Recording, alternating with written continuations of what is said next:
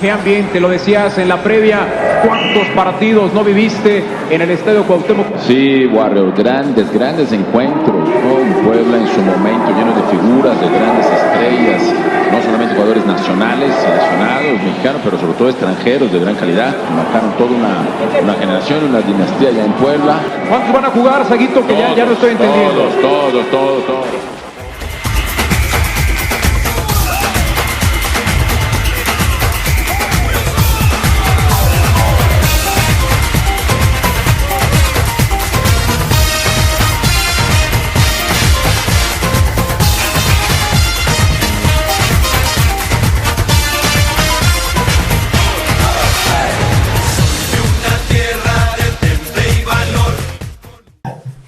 Muchas gracias, la verdad es que es un honor estar aquí contigo, Toño, y bueno, sabes que con mucho gusto, nos conocemos de muchos años, ¿no? Entonces aquí compartimos historias, claro. Algunos, porque si no van a empezar a sacar cuentas. Sí. Sobre todo el hecho de invitarte acá al podcast de Cara a Cara es un poco compartir la experiencia. Ya sabes que aquí el formato es de personas de 25 años para arriba. Uh-huh. Sin embargo, hoy vamos a unir una gran pasión, lo que viene siendo la pasión del fútbol. Uh-huh. Esta pasión que nos une, algunos, quizá otros la llevan más arraigada en el corazón, pero qué mejor que tú, que eres una pieza importante en el fútbol mexicano, y lo digo desde la narrativa, desde estar en un estadio, desde vivir esa parte en la cual los que tenemos la oportunidad de tener una producción de algún producto, ya sea para radio, ya sea un podcast como este, se vive totalmente distinto. Uh-huh. Pero antes de todo esto, Manuel, me gustaría preguntarte, ¿cómo describirías en principio la importancia del fútbol en nuestra sociedad y puntualmente aquí en Puebla? Yo empezaría por la identidad, ¿no? Y finalmente el pertenecer siempre a un grupo, a un equipo o a alguna instancia de estas características siempre se vuelve importante, ¿no? De hecho, desde que somos niños tratamos de integrarnos a los grupos, tratamos de disfrutar eso, ¿no? El jugar en equipo, el estar con varias personas, y creo que al final eso te lo va dando un poco el fútbol, todavía sin llegar al profesional, como un mero divertimento de la gente, como algo para disfrutar, para reírse, para gozar, para hacer ejercicio y tal, pero también para pertenencia, y eso me parece que queda muy evidenciado cuando vas a representar a tu escuela. Normalmente tú toda la semana te quejas de los profes, de las clases, ¿no? No te gustan ciertas cosas, pero el día que vas a representar a tu escuela, todos son los más fervientes defensores de esa escuela o de ese grado, ¿no? Que vaya a jugar. Me parece que en términos de identidad es muy importante lo que sucede con el fútbol, porque te hace pertenecer a un grupo precisamente, y hablando de lo que esto puede implicar, pues creo que eso ha distinguido de alguna manera a Puebla, ¿no? A lo largo de los años, un equipo que ha estado a veces en situaciones favorables, que casi dentro de la historia del club, casi los momentos de los descensos, de las tristezas, de un equipo que parece que no tiene ningún rumbo, parece que llegará a su final y no, termina reponiéndose y termina representando otra vez otra ilusión, ¿no? Para los aficionados. Entonces yo lo dividiría en esto, en la pertenencia, en la identidad y por supuesto en el disfrute, ¿no? En poder gozar eso que estás haciendo, y que en el fútbol normalmente se corona con un gol. Y sobre todo, ahorita mencionabas esta parte de la identidad, pero ¿cuántas personas no tienen su propio equipo, ya sea con la familia, en el trabajo? Es realmente increíble ver cómo los fines de semana uh-huh. pasas por alguna cancha, la que sea, y domingo siempre está ocupada. Sí. Esa es una parte que a mí me llama mucho la atención, y me imagino que también eres un muy buen jugador. Ya tendríamos que por ahí programar la reta. Sí. Pero me voy a empezar a meter ya un poco más con tu profesión, Manuel. Para ti, ¿cuál crees que debe de ser esa clave que debe de tener un buen comentarista de fútbol? Pues mira, en principio, cuando alguien está narrando un partido de fútbol, hablando en concreto de la narración, me parece que sí se requiere de una habilidad y de una preparación muy específica. En principio porque los medios han evolucionado, ¿no? Al principio recordamos a grandes leyendas como Ángel Fernández, que era uno de los narradores más emblemáticos, ¿no? Sin duda, que hemos tenido en México, y que era un tipo que a partir de la imaginación, pero también de la preparación. Solía llevar a otro nivel la narración de los partidos. Podía ser un juego que no tenía mayor trascendencia, pero él a través de la palabra lo llevaba a una dimensión totalmente diferente. Creo que eso es lo primero, ¿no? El tener una preparación alrededor de esto. En principio, para la gente que narra. Luego, depende del medio en que estés narrando. A veces sucede que la gente escucha por radio una transmisión y la narración es como si la estuvieran viendo por televisión.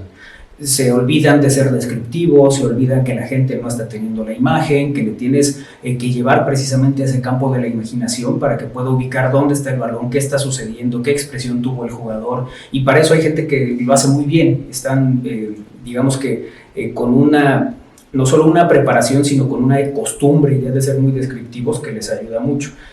Luego la otra parte, ¿no? Hay quien dice, la gente que está narrando no debe tener preferencia por algún equipo, hay quien dice, pues es que naturalmente tenemos preferencia por algún equipo, pero eso no debe influir en mi narración.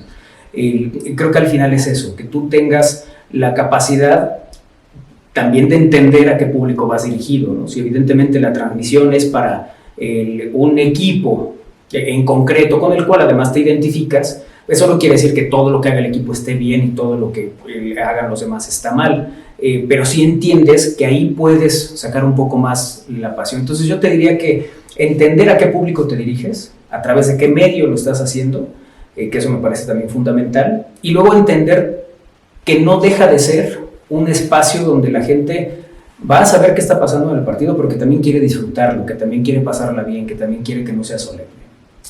Sí, y es que nos pasa, digo, a mí también me ha pasado que vas ya rumbo al estadio y ya empezó el partido. Entonces, aquí viene un punto muy importante porque hoy en día, ¿quién no está inmerso en las redes sociales? Creo que ya hasta nuestras abuelitas tienen cuenta de Facebook.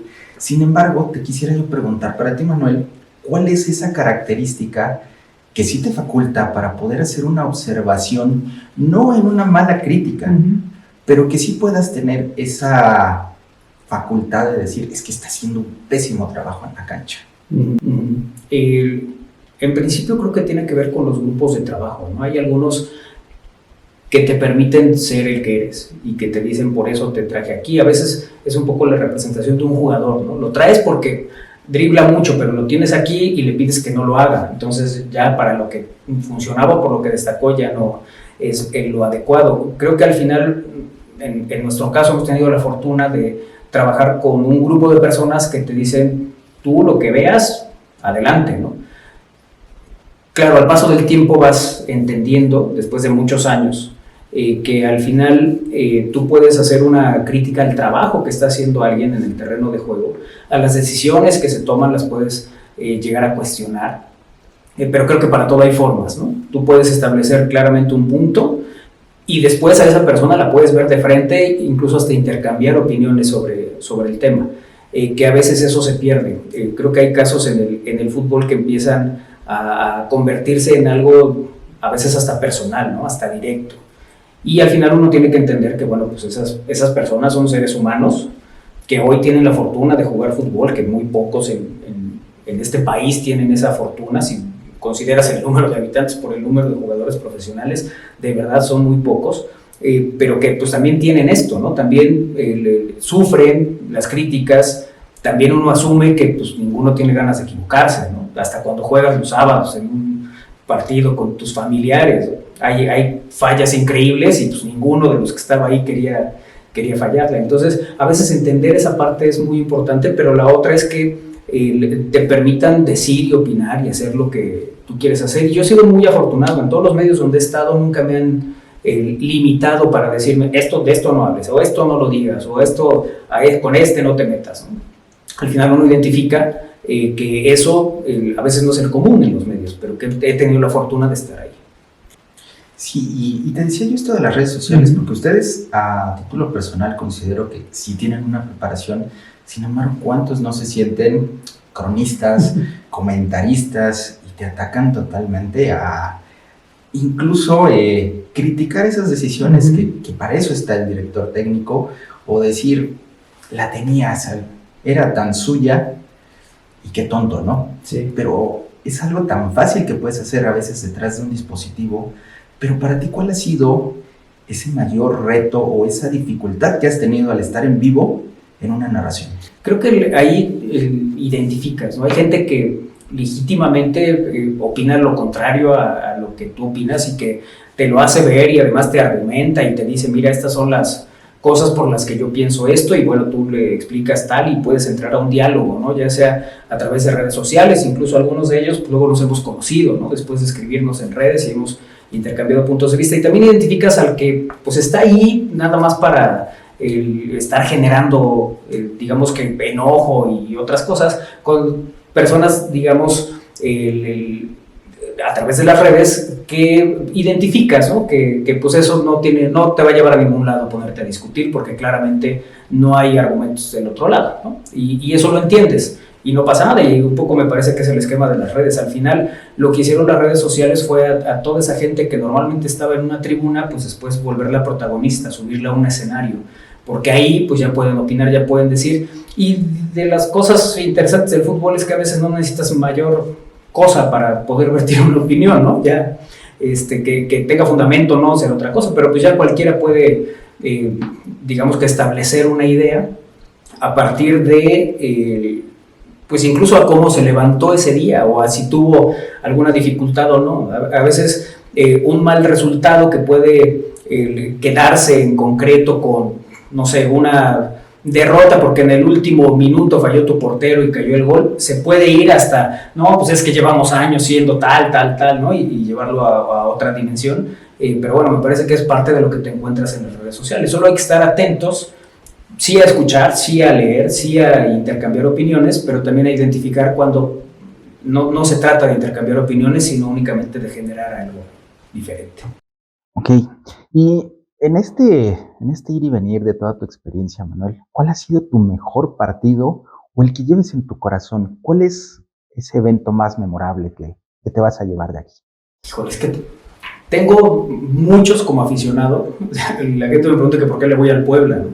Claro, generaciones que no crecieron con ese Puebla que a mí sí me tocó crecer, que fue el Puebla de los 80, que estaba permanentemente en liguilla, que se metía a semifinales, que andaba peleando títulos, luego este Puebla histórico del 89-90, que termina siendo campeonísimo, el que juega la final contra León en la 91-92, es decir, a mí me tocan los grandes momentos de este equipo en una edad donde pues claramente te identificas con algo, ¿no? Cuando llega, por ejemplo, el Búfalo Poblete a jugar con los Camoteros, llega en el 86, yo en el 86 tenía 10 años, acababa de pasar la Copa del Mundo, la fiebre futbolera estaba, entonces yo ahí ya me aficiono completamente al equipo, empiezo a seguirlos, empiezo a verlos y luego resulta que empiezan a obtener resultados, tal. Para mí fue, pues es que este equipo me ha dado muchas alegrías, ¿no? Creo que ha habido partidos que a mí me han quedado en la memoria como aficionado, pero que después ya trabajando, yo creo que hay dos momentos trabajando que a mí me han quedado muy grabados. Uno de ellos fue el descenso del Puebla a finales de los 90, descenso que se da en Monterrey precisamente contra los Rayados, porque además ahí yo pues era el único medio de Puebla que estaba acompañando al equipo a ese último partido, que además, como cosa curiosa, no llevaba camarógrafo, yo era reportero, yo era todo, o sea, iba yo solo con el equipo para hacer la cobertura, y que el Puebla termina descendiendo ese día. En esa época el presidente del equipo era Paco Bernal, y yo con Paco tenía buena relación porque nos veíamos constantemente en los entrenamientos, todos los días estaba con el equipo y con los jugadores, también había buena relación. Entonces sí fue algo que más allá de identificarte con el equipo, pues también había gente a la cual le tenías cariño, que había pasado este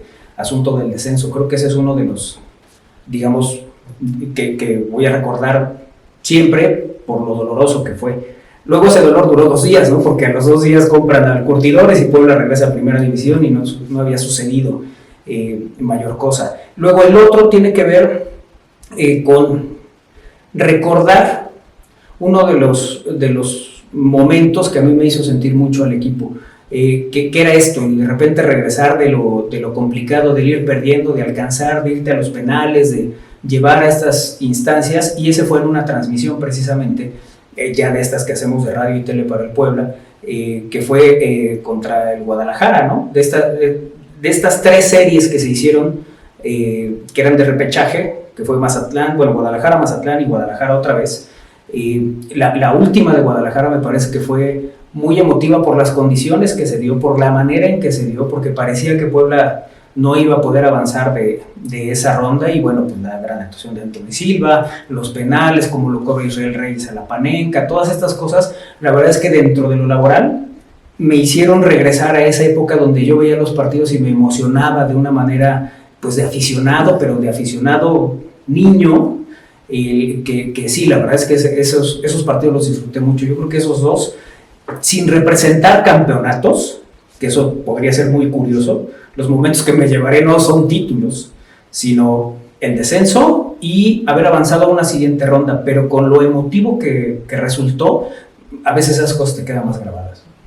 Sí, y sobre todo esto que te decía yo de un principio, es un deporte, estamos hablando del deporte más visto a nivel mundial, Sí. el que te genera más pasión. Y acá te voy a citar un estudio que está próximo a publicarse de la Universidad de Leeds, ya pueden ver los comentarios en el portal de CNN, en el cual te dice que el fútbol es el mejor deporte para poder desestresarte. Tiene tantos beneficios, desde bajar la presión arterial, si bien es cierto que sube durante el partido, se tiene registro ya en estos preliminares que se están liberando científicamente, que 48 horas después todavía puedes tener la presión baja, tu cuerpo está en las mejores condiciones, así es de que mejor que cada domingo poder sentarse a ver fútbol y realmente vivirlo. Y en esta pasión, Manuel, ¿no te ha tocado algún hater, como se dice actualmente, que no esté de acuerdo contigo, pero de esos haters que no es necesario bloquear, que tú sabes que ya es parte de ti? Sí. Bueno, de hecho yo no he bloqueado a nadie, nunca en la vida. Y la verdad es que creo que tampoco lo haré.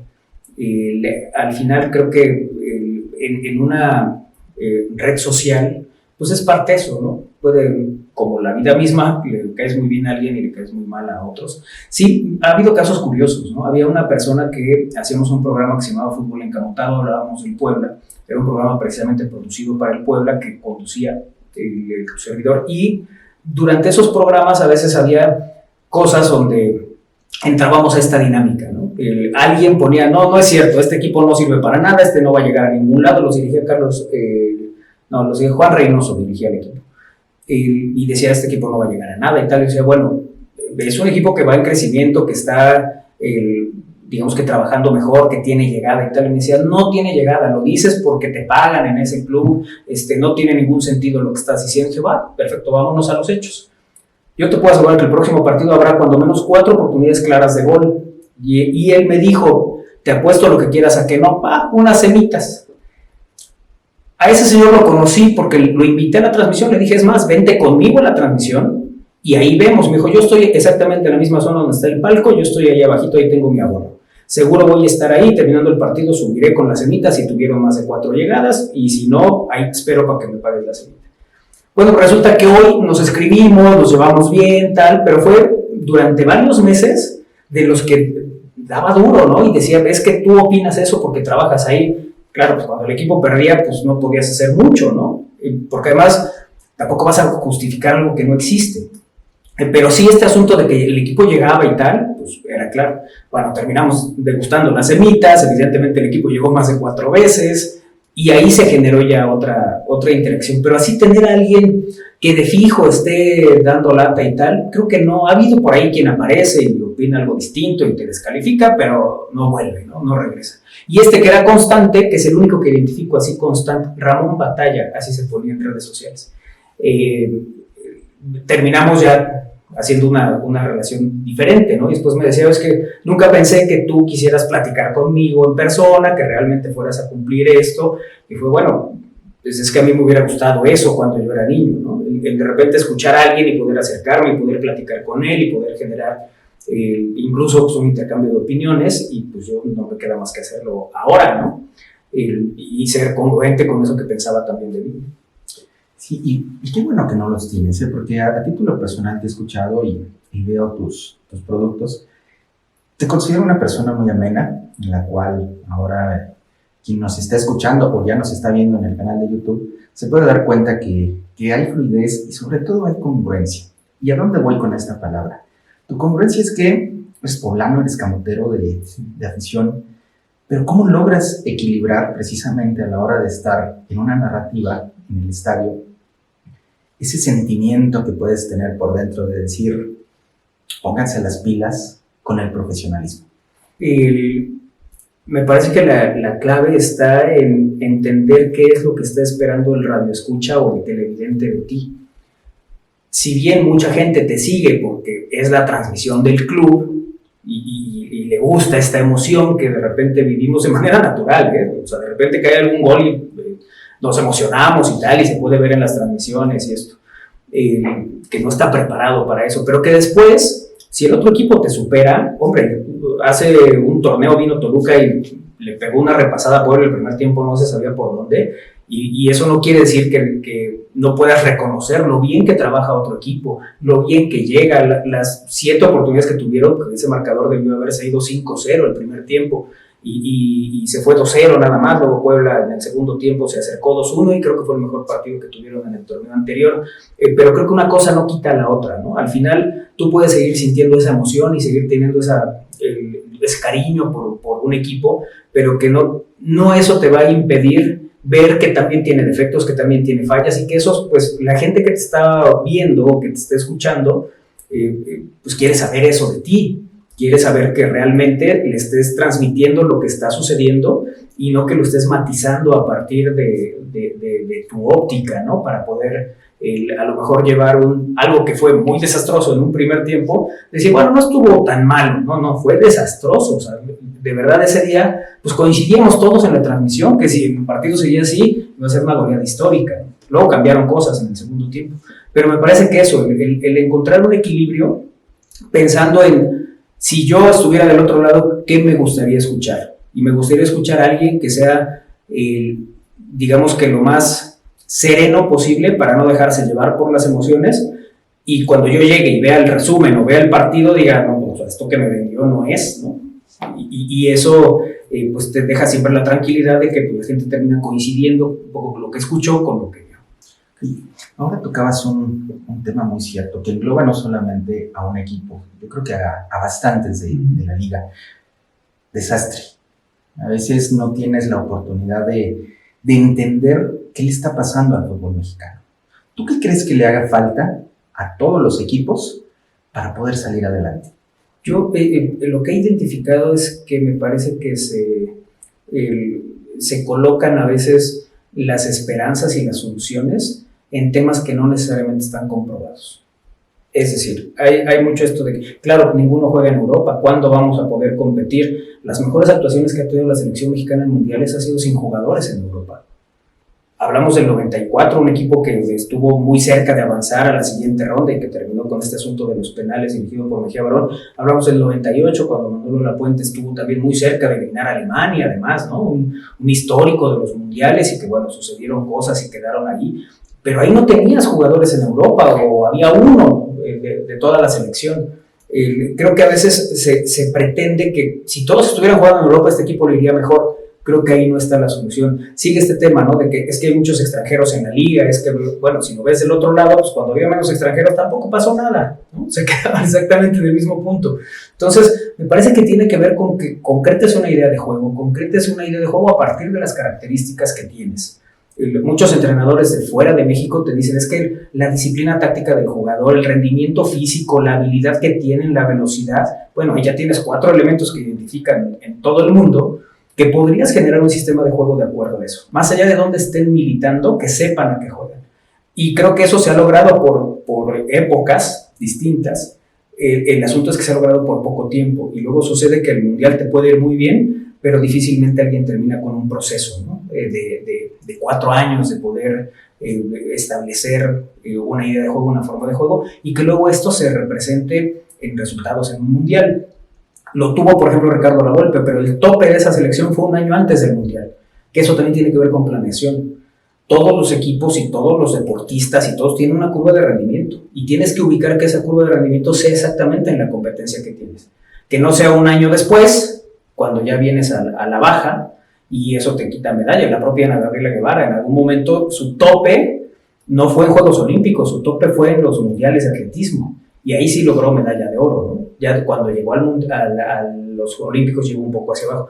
Creo que es un asunto de planeación, creo que hay mucho que hacer todavía, pero insisto, a veces parece que la atención se pone en cosas que hemos visto tampoco modifican mucho. Pues mira, esto que nos comentes sí es muy importante, sobre todo porque cada uno de nosotros pone expectativas. Ahora estamos viviendo el comportamiento de la selección mexicana y algunos quedan totalmente desilusionados, sin embargo, ahí están como fieles a este gran deporte que efectivamente nos deja satisfacción. Y desde la Universidad para Adultos lo hemos podido monitorear porque la mayoría de las pláticas hablando en deporte siempre se enfocan a fútbol. Apenas podía yo escuchar a unos alumnos de aquí total desacuerdo con que hubieran destituido al director técnico que duró en tan poco tiempo y le dijeron gracias. Ahora viene una nueva oportunidad, pero yo siento que muchas veces, más allá de poder definir una técnica, es también utilizar las herramientas que hoy en día tiene el fútbol. Ya no es lo mismo de antes. Antes, ¿qué te pasaba? Era ese comentario hacia el árbitro que estaba muy cargado hacia el equipo. También los mismos comentaristas sufren este tipo de, pues no bullying, sino de acoso, de decir, claro, pues estás con este equipo, vienes realizando una transmisión totalmente efectiva. Pero, ¿qué opinas tú de la nueva tecnología? Esto que empieza a rodear al fútbol y que efectivamente ya son armas para poder validar un partido.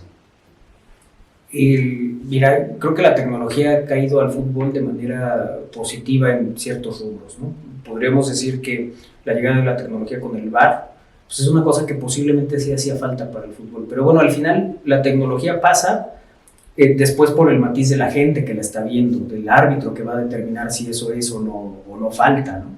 Y a veces sucede en una transmisión, todos vemos la misma jugada y a uno le parece que sí es falta, a otro le parece que no, y esta parte siempre va a terminar siendo la polémica. Creo que hay cosas como si el balón cruzó la línea y fue gol, es fundamental, porque eso no admite ninguna perspectiva y discusión.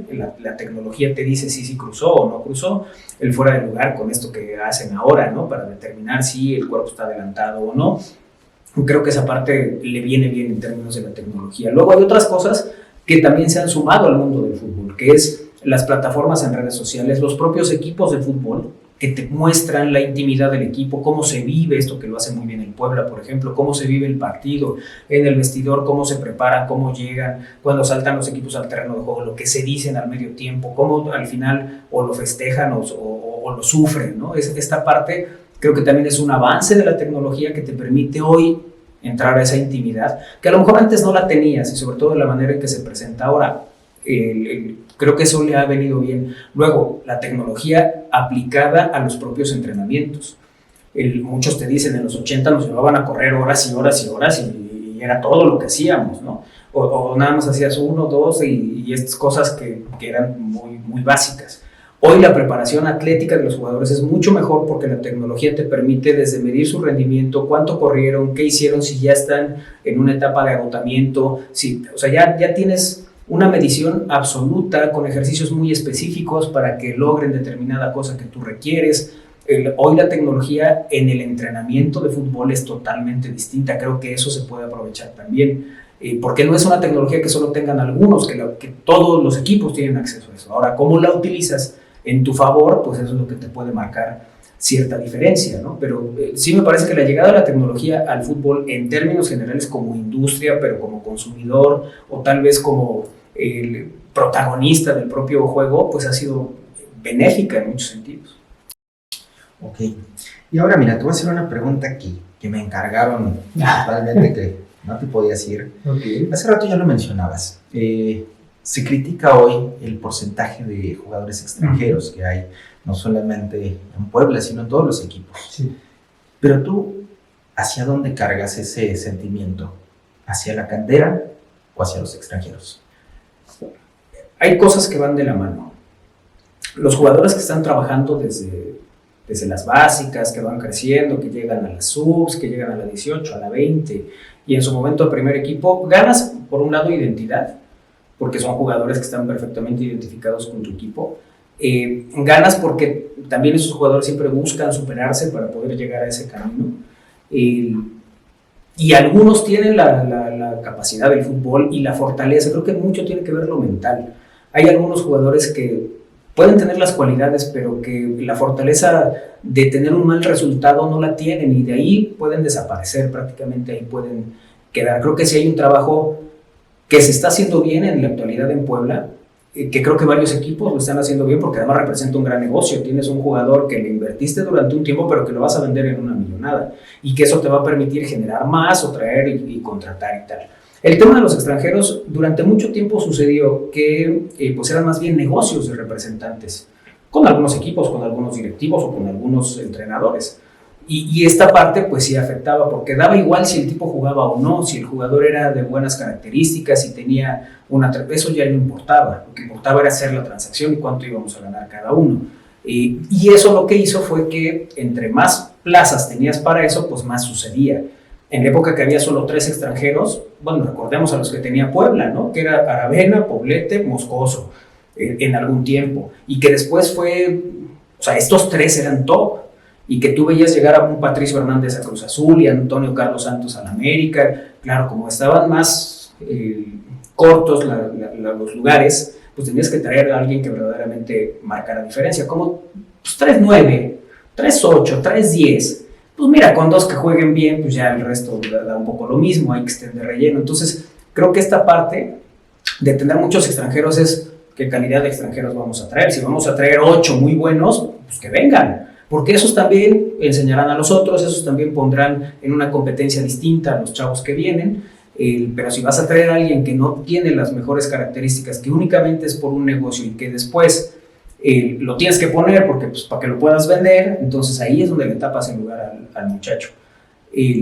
Si al final se identifica que lo que tienes que traer es algo que sea mejor a lo que tú tienes y no te vas por el negocio, creo que las cosas podrían suceder de otra manera.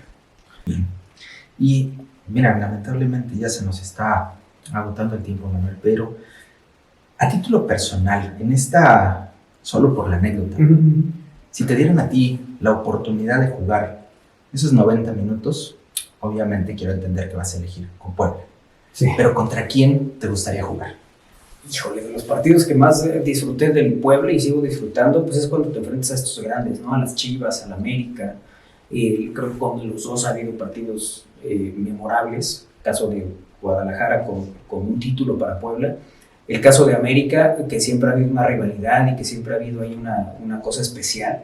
A lo largo de los tiempos y de las épocas, hubo momentos en que incluso había batallas campales y se suspendían los partidos y se reanudaban y los resultados quedaban igual. Yo creo que lo que se genera en un partido de esas características, sobre todo en los 80, me parece que fue muy marcado, entre Puebla y América era una rivalidad donde además pues el equipo pequeño pues era el Puebla, ¿no? El gran ganador, el de los grandes respaldos, el de los millonarios siempre era América. Entonces, que tú le pudieras ganar como un equipo competitivo a que traía todo lo demás, pues siempre era un motivo de satisfacción, ¿no? Entonces, si yo tuviera que elegir un partido y que tuviera que jugarlo con Puebla, ¿ante qué rival? Pues lo haría contra el América y seguramente en el Cuauhtémoc, ¿no? Que es uno de los lugares también me parece de más cariño. Si bien el Azteca representa cosas importantes para el fútbol, ha tenido sedes de Copa del Mundo 2 veces y demás, vio jugar a Maradona, vio jugar a Pelé, vio jugar a los grandes. Para mí el Cuauhtémoc tiene un sabor muy, muy especial, ¿no? A lo largo del tiempo también. Digo, esto ojalá se cumpla porque definitivamente dentro de tus seguidores, y ahora te lo voy a comentar buscando un poco de información, por ahí hay un poblano desde Singapur que sigue esa transmisión tuya y que espera en algún momento convertirse comentarista. ¿Hacia dónde voy? A que muchos tienen ese anhelo, a que muchos tienen ese deseo.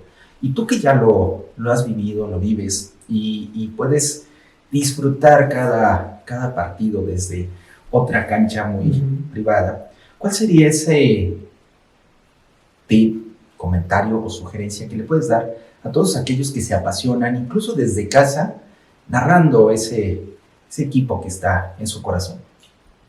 Eso se va construyendo con el tiempo. Y creo que una de las ventajas que tienen estas personas que son seguidores del equipo y que se acuerdan de cosas y te ayuda mucho. Yo te puedo contar mi experiencia, hombre. Te decía, a los 10 años empecé a aficionarme al fútbol y a seguirlo y tal, pero después iba a los partidos, apuntaba quién anotó gol, en qué minuto anotó gol, contra quién, en qué lugar iba el Puebla, quién era el goleador, tal. Compraba el periódico de lunes, veía el noticiero de Acción y el de Deporte B y los grababa y los volvía a ver y tal. Sí, claro, en mi casa me dijeron, oye, ¿qué onda? O sea, estás muy metido en eso, grábalos, ¿quieres ver esto? ¿Quieres ver lo otro? Claro, en ese momento para mí pues era parte de las cosas que yo disfrutaba porque volvía a ver los goles y tal. ¿Qué sucede? Que cuando me doy cuenta había llevado una preparación de muchos años con datos, con estadísticas, con recuerdos, con cosas que al momento de tenerlas ya para de manera profesional explotarlas, pues yo ya los traía trabajados. Luego sí, tenía la idea de que quería hacer cosas en medios de comunicación y que esas cosas estuvieran ligadas a cosas que yo disfrutaba, y una de ellas sin duda era el fútbol. Entonces, cuando se me presenta la oportunidad de entrar a eso, pues yo ya traía una preparación de estar todo el tiempo, ¿no? Metido, conociendo, sabiendo quién viene, de dónde viene, por qué viene, cómo juega, qué hace, cuáles son sus características, cuál fue este resultado, todas estas cosas que siempre son interesantes. Me ha pasado tener entrevistas con estos jugadores de los 80s, ¿no? Con el propio Manolo Lapuente, que a veces yo me acuerdo más de los datos y los sucesos que el propio Manolo, pero pues porque lo traías aquí, ¿no? Y creo que eso ayuda mucho, el estar siempre preparado, porque la oportunidad te puede llegar, nunca sabes si ese es tu objetivo, claro, vas trazando un camino, pero en algún momento te puede llegar la oportunidad. Si cuando te llega estás preparado, creo que vas a tener muchas posibilidades de hacerlo, ¿no? Luego uno va identificándose con ciertos perfiles que dices, ay, a mí me gusta lo que hace esta persona, cómo narra este, cómo comenta este. Bueno, pues ahí puedes ir tomando cosas, pero creo que lo importante siempre es tener una preparación detrás, en lo que sea, si quieres ser futbolista profesional, pues cuando te llegue la oportunidad ya debes traer una preparación bien estricta y bien completa para que puedas mantenerte ahí, y seguramente lo mismo pasará en varias profesiones. Si tú estás bien preparado, cuando te llegue una buena oportunidad, seguramente la podrás aprovechar. Muy bien, Manuel. Pues qué interesante charla, definitivamente nos quedamos muy cortos. Sin embargo, espero que no sea la primera y última. No, con mucho gusto. Después podamos entrar en tu cancha. Y definitivamente agradecerte, pero a todos aquellos que se queden con alguna duda, ¿dónde pueden encontrarte? ¿Cuáles son tus redes sociales? ¿Dónde contestas? Mira, trato de contestar en todas, ¿no? Así como @Manolo Frausto, prácticamente en todas, tanto en Twitter como en Instagram, en Facebook también lo pueden encontrar. Ahí trato de siempre tener una comunicación directa, porque si bien el fútbol es mi pasión, lo que hago todos los días es un programa que es una revista informativa que trata de muchas cosas, no únicamente de fútbol, que a veces sí lo abordamos, y ahí estamos de lunes a jueves de 3 a 5 de la tarde en estamosalaire.com, a través de la frecuencia universitaria también en Radio UAP, y pues eso, ¿no? Estar siempre en comunicación con la gente, eso me parece fundamental, a veces para intercambiar opiniones, pero también porque se vuelven los mejores guionistas que puedas pensar, ¿no? Cuando estamos haciendo radio en esta revista que es más relajada, que nos divertimos, que nos reímos y tal, de verdad la gente tiene unas ocurrencias y tiene una habilidad para entrar a los temas, para generar el comentario jocoso y tal, que también nutre mucho. Entonces, sí, ahí a la orden, siempre para estar en comunicación con la gente. Muy bien, pues en redes sociales que te ubiquen, y sobre todo espero que puedan potencializar esta herramienta del fútbol y que te sigan aportando. Manuel, te agradezco mucho el hecho de que estuvieras acá en nuestra casa de cara a cara. Es para nosotros un verdadero orgullo de los que estamos creciendo contra los que ya están posicionados, pero de verdad tienes las puertas abiertas de este podcast para ti. Muchas gracias, Toño, muchas gracias a ti, y la verdad es que un honor estar aquí. Sé las personalidades que has tenido aquí, la gente que has entrevistado, y bueno, pues hoy con mucho gusto de acompañarte, y por supuesto que siempre a la orden. Muchísimas gracias, Manuel. A todos ustedes que nos están siguiendo a través del canal de YouTube, recuerden buscarnos como De Cara a Cara UPAWAP. Recuerden, soy Jesús Antonio de la Vega y nos vemos hasta la próxima.